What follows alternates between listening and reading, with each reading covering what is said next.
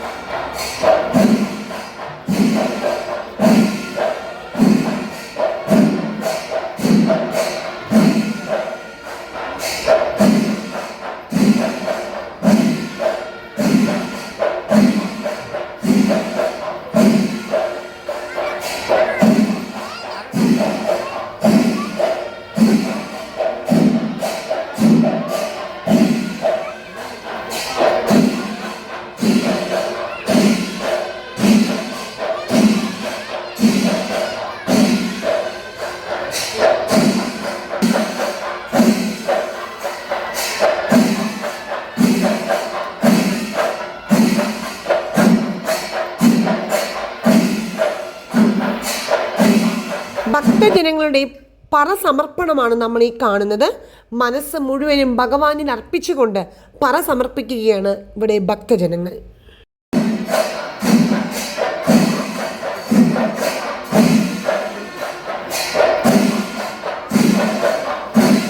ഇനി നമ്മൾ കാണുന്നത് ഗജവീരന്മാർ ഭഗവാന്റെ തിടമ്പ് എഴുന്നള്ളിച്ചു കൊണ്ട് നിൽക്കുന്ന പകൽപൂര ദൃശ്യങ്ങളാണ്.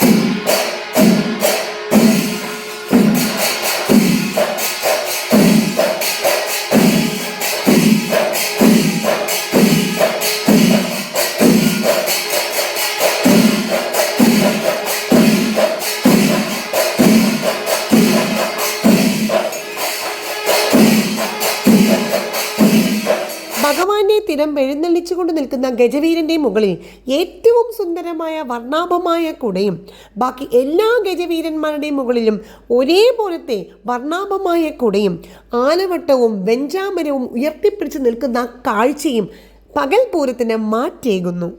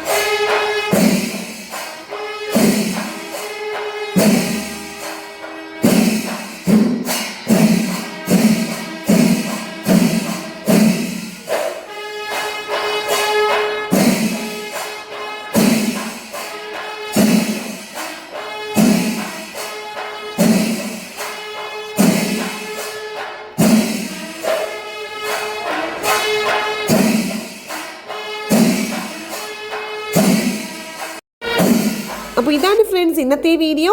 എറണാകുളം ശിവക്ഷേത്രത്തിലെ പകൽപൂരത്തിൻ്റെ വീഡിയോ എല്ലാവരിലേക്കും എല്ലാ വ്യൂവേഴ്സിലേക്കും എത്തിക്കാൻ സാധിച്ചതിൽ ഞാൻ മനസ്സുകൊണ്ട് എനിക്ക് ഒരുപാട് സന്തോഷം.